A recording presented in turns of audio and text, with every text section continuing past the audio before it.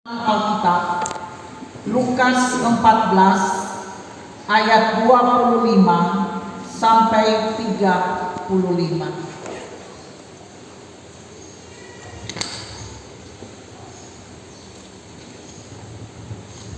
Lukas 14 ayat 25 hingga ayatnya yang ke-35.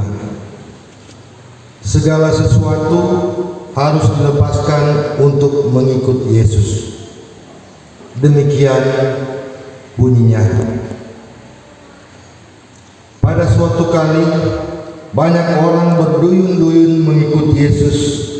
Dalam perjalanannya, sambil berpaling ia berkata kepada mereka, "Jikalau seorang datang kepadaku dan ia tidak membenci bapaknya, ibunya, istrinya, anak-anaknya, saudara-saudara laki-laki atau perempuan, bahwa nyawanya sendiri, ia tidak dapat menjadi muridku.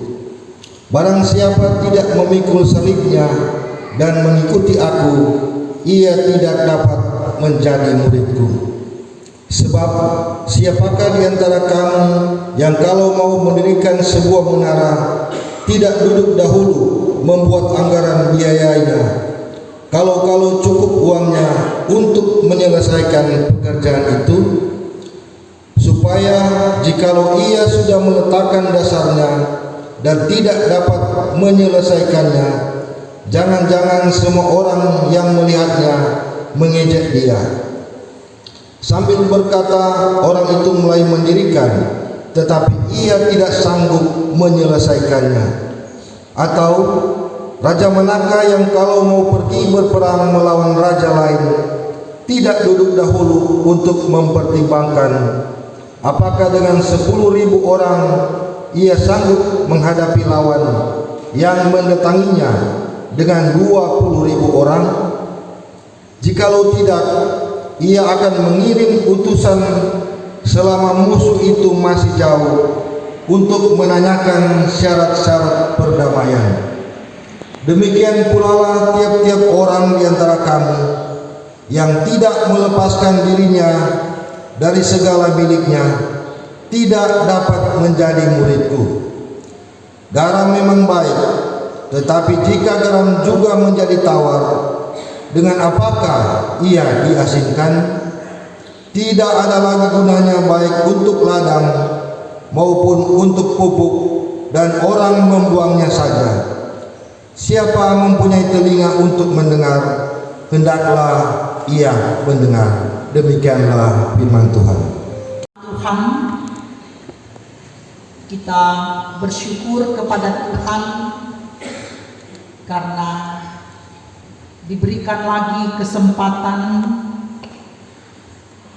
untuk boleh ada dalam persekutuan ibadah di hari Minggu ini.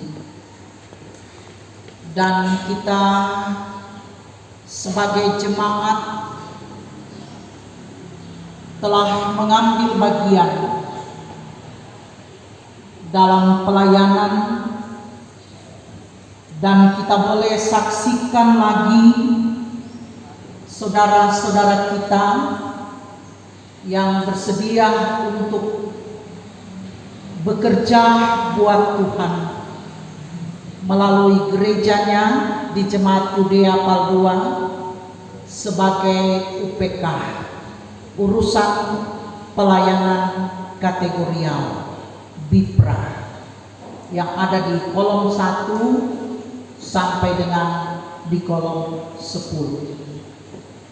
Dan jemaat Tuhan, kita pula diarahkan dengan firman yang boleh kita baca dalam kitab Injil Lukas pasal 14 ayat 25 sampai dengan 35.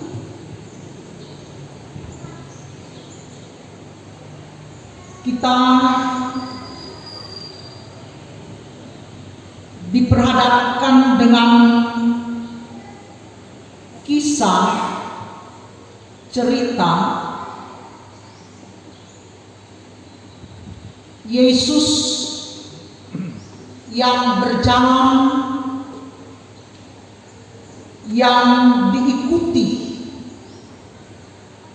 oleh banyak orang,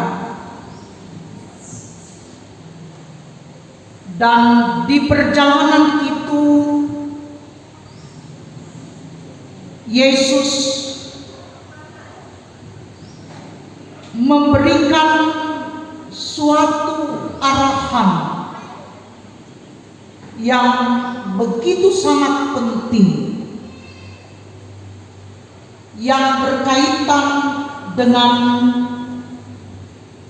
bagaimana untuk menjadi muridnya.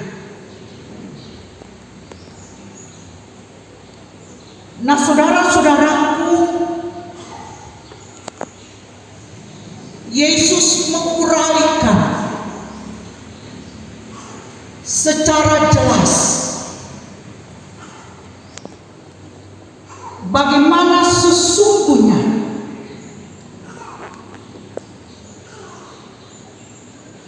untuk menjadi murid.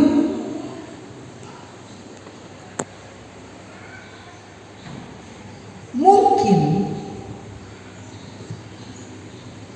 karena Yesus mendapatkan kesan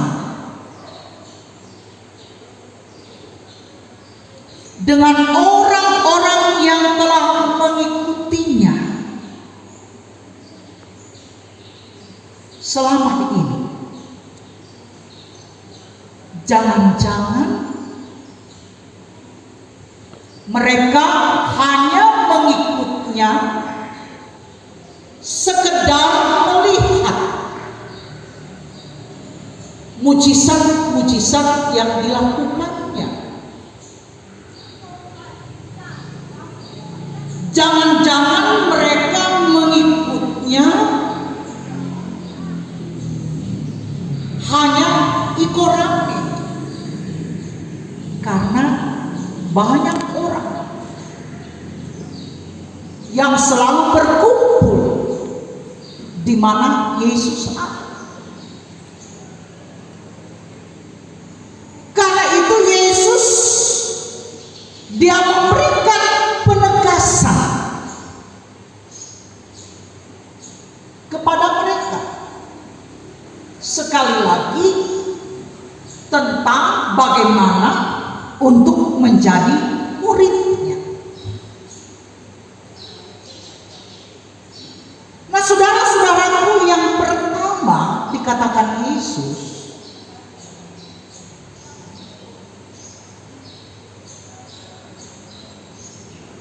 Yesus katakan untuk menjadi muridnya orang harus membenci bapaknya, ibunya, istrinya, anak-anaknya, kakak adiknya, bahkan ia harus membenci nyawanya. Sesuatu yang tidak biasa didengar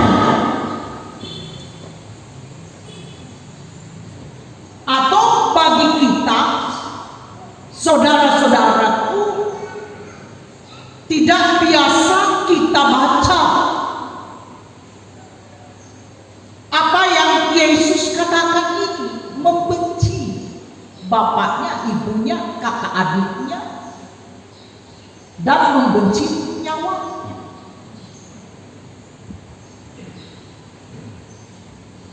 Dan mungkin kita juga bertanya, mana mungkin Yesus mengajarkan demikian hal-hal yang membenci? Bukankah ia adalah seorang Yahudi yang sangat taat kepada hukum Taurat? Dan salah satu hukum Taurat dan juga 10 hukum Tuhan adalah menghormati orang tua. Dan Yesus juga mengajarkan kepada murid-muridnya tentang mengasihi Tuhan Allah dan mengasihi sesama manusia. Jadi saudara-saudaraku, saya mau mengatakan kepada kita bahwa kata membenci yang tertera di dalam pembacaan kita Injil Lukas pasal 14 ini, ayat 25 ini sampai 35 menjadi perikop kita, digunakan kata miseo dalam bahasa Yunani, yang artinya sesungguhnya kurang mencintai. Kurang mencintai yang dimaksudkan di sini adalah bahwa harus lebih mengasihi, harus lebih mencintai Tuhan Yesus daripada bapakmu, ibumu. Itulah yang menjadi syarat pertama. Mengasihi Yesus lebih dari mereka. Mengasihi Tuhan Allah lebih dari mereka. Termasuk mengasihi Yesus lebih daripada kasih untuk diri sendiri.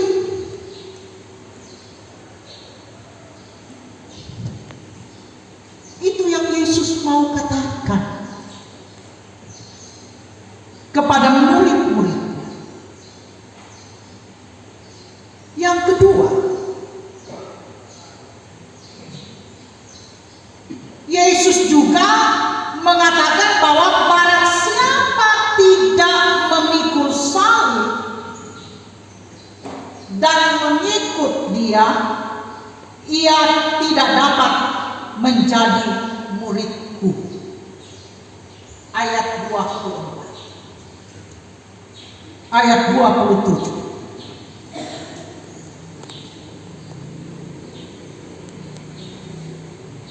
Saudara-saudaraku, memikul salib, Yesus mau bilang salib itu bukan beban.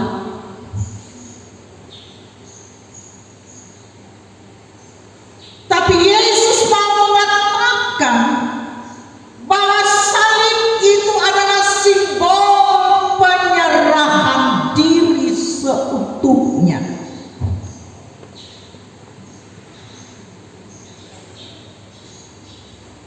Bahwa hidup sebagai murid dilakukan setiap hari hanya untuk Kristus semata.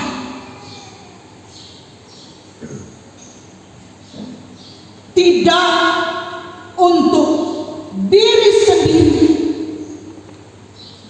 untuk kepentingan sendiri, melainkan untuk melakukan segala kehendak Tuhan Allah. Karena itu, untuk menjadi murid Yesus, seseorang membutuhkan komitmen. Seperti yang telah Bapak, Ibu, saudara-saudaraku berjanji di hadapan Tuhan tadi.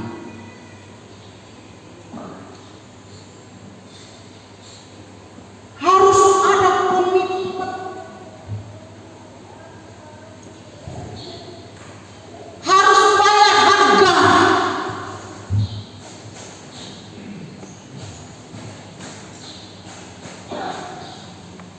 Sebagaimana yang Yesus katakan, harus sampai tuntas.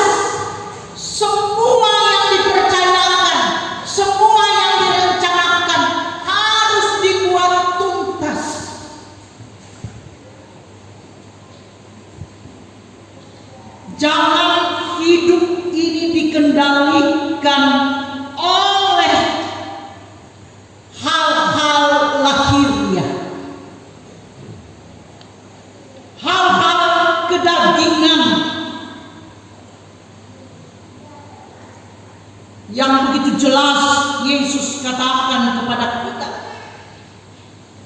jangan diri ini dikendalikan oleh harta, jabatan, kekuasaan, tapi sepenuhnya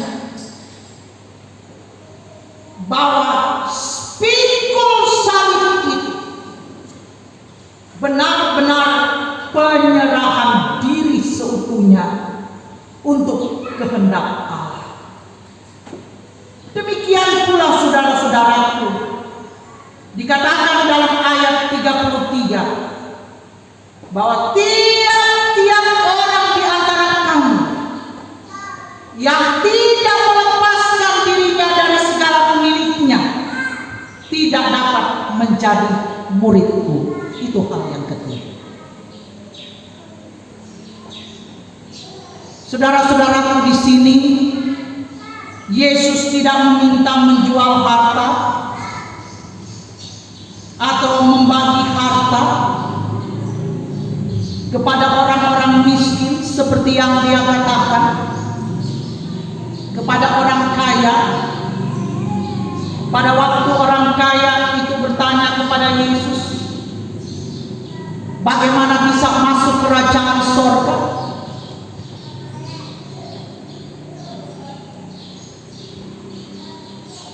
Tapi di sini Yesus mau mengatakan kepada kita, pada dasarnya seorang murid harus sanggup melepaskan diri dari cengkraman kedagingan, harus melepaskan diri dari cengkraman hal-hal yang lahiriah, harus melepaskan diri dari cengkraman kuasa-kuasa dunia. Mengapa, saudara-saudara? Karena hal-hal itu bisa merampas kasih Tuhan kepada kita. Hal-hal itu dapat merampas kemuliaan Tuhan kepada seorang murid Tuhan. Bisa tergantikan. Dan yang terakhir, saudara-saudara, yang keempat adalah menjadi murid Yesus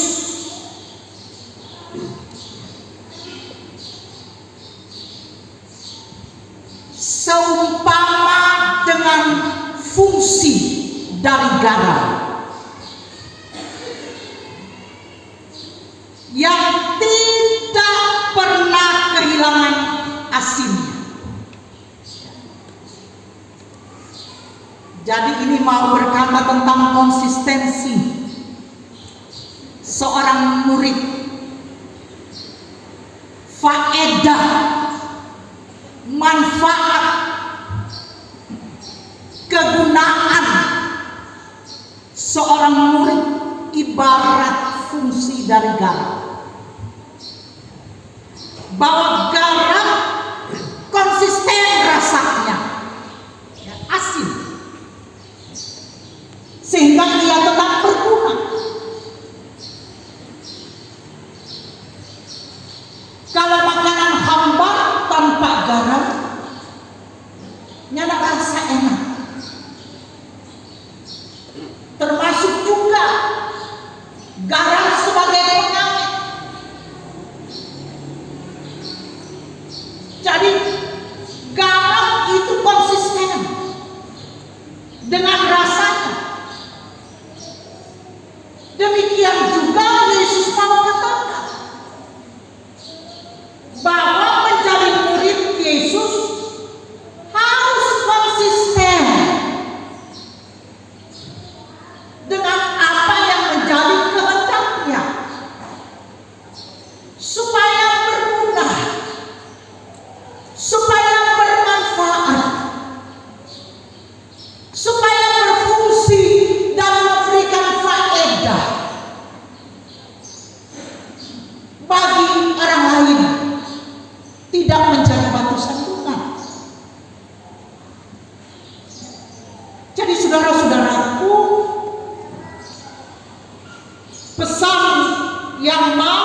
kita tarik, kita ambil daripada pembacaan Alkitab ini adalah yang pertama, bahwa saudara-saudara dan saya adalah murid Yesus.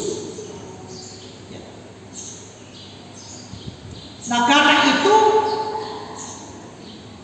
kita juga diminta supaya kita secara terus-menerus membangun komitmen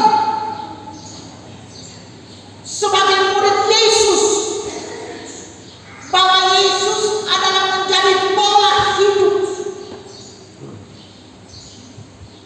Yesus harus menjadi pola hidup kita. Yesus harus menjadi pola kerja pelayanan kita sebagai gereja dan jemaat.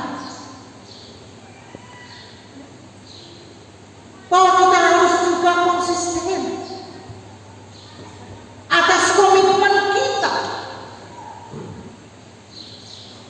termasuk saudara-saudara yang baru dilantik, bahwa komitmen melayani dan konsistensi pelayanan tidaklah kita abaikan, bahwa kita diminta bersedia bukan oleh pendeta sowan, tapi oleh Dia yang punya pelayanan ini, yang pemilik pelayanan ini, dan yang minta orang selalu bangun untuk komitmen itu, bahwa melayani hanya untuk Tuhan, untuk kehendak Tuhan, dan kita konsisten supaya kita bisa memberikan dampak bagi kehidupan sesama kita. Kita membangun tubuh Kristus supaya jemaat Judea Paldua bertumbuh dalam kedewasaan iman oleh karena pekerjaan pelayanan Bapak, Ibu, saudara-saudara dan saya. Yang kedua, saudara-saudara, Tuhan telah beri anugerah yang terindah dalam hidup kita. Tuhan telah memberikan sebuah kepercayaan kepada kita. Karena itu jagalah kepercayaan ini dari Tuhan.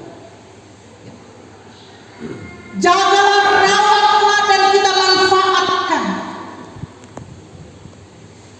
supaya Tuhan dimuliakan lewat kehidupan kita. Janganlah alasan-alasan kedagingan, alasan-alasan lahiriah kita mengabaikan komitmen kita untuk melayani Tuhan. Dan yang terakhir, saudara-saudara, seperti ibarat garam yang selalu beri rasa, maka hendaklah juga kita dalam hidup, dalam tugas pelayanan kita beri rasa kepada jemaat. Kita beri rasa yang enak, rasa sukacita, rasa jemaat bertumbuh di dalam iman, rasa bahwa jemaat ada mengalami sebuah perubahan dalam kehidupan. Rasa bagaimana jemaat mengalami mujizat-mujizat Tuhan melalui pelayanan kita. Semua saudara-saudara untuk memuliakan Tuhan, bukan sebaliknya mempermalukan Tuhan lewat orang kehidupan. Kiranya Tuhan menolong dan memberkati kita semua.